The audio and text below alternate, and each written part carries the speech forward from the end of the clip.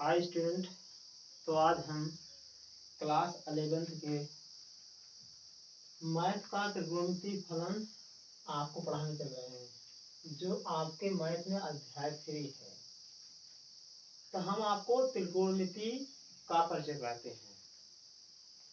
त्रिकोणमिति शब्द दो शब्दों त्रिकोण एवं मित से मिलकर बना है। त्रिकोण शब्द का अर्थ है तीन कोणों वाली आकृति अर्थात त्रिभुज। तीन कोणों वाली आकृति को क्या कहेंगे? त्रिभुज कहेंगे, जिसको इंग्लिश में ट्रायंगल बोलते हैं। मित शब्द का अर्थ है माप, मेजर। अतः त्रिकोणमिति गणित की वह शाखा है जो त्रिभुज की भुजाओं एवं कोणों की माप से संबंधित है। त्रिकोणमिति गणित की एक ऐसी शाखा है जिसमें त्रिभुज की भुजाओं एवं कोणों की माप से संबंधित है। अब हम देखेंगे कोण।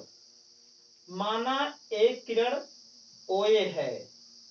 यदि यह किरण अपने प्रारंभिक बिंदु O के परितः घूमकर स्थित OB में पहुंचती है तो कोण AOB बनता है। अतः कोण एक ऐसी आकृति है जो किसी दी हुई किरण को उसके प्रारंभिक बिंदु के परितः घुमाने पर बनती है।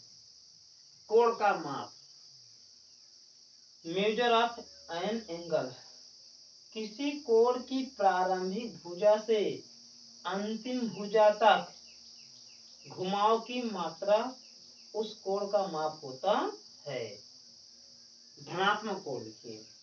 यदि कोई परिक्रामी किरण अपने प्रारंभिक बिंदु के परितः वामावर्त अर्थात घड़ी की सुइयों के घूमने के विपरीत दिशा में घूमकर अपनी प्रारंभिक स्थिति से अंतिम स्थिति में पहुंचती है तो इस प्रकार निर्मित कोण को धनात्मक लिया जाता है। जैसे देखिए यहाँ पर ये वामावर्त में घूम रही है, घड़ी की दिशा से विपरीत घूम रही है, तो ये कोण कैसा होगा? धनात्मक कोण होगा।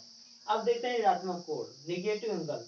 यदि कोई परिक्रामी किरण अपने प्रारंभिक बिंदु के परितः दक्षिणावर्त अर्थात घड़ी की सुइयों की घूमने की दिशा घूमकर अपनी प्रारंभिक स्थिति से अंतिम स्थिति में पहुंचती है तो इस प्रकार के निर्मित कोण को ऋणात्मक लिया जाता है।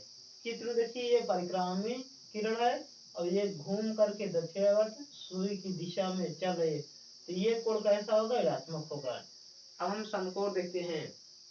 यदि कोई परिक्रामी किरण अपनी प्रारंभिक स्थिति से अंतिम स्थिति में पहुंचने तक किसी वृत्त का 1/4 भाग तय करती है तो इस प्रकार निर्मित कोण का माप एक समकोण कहलाता है।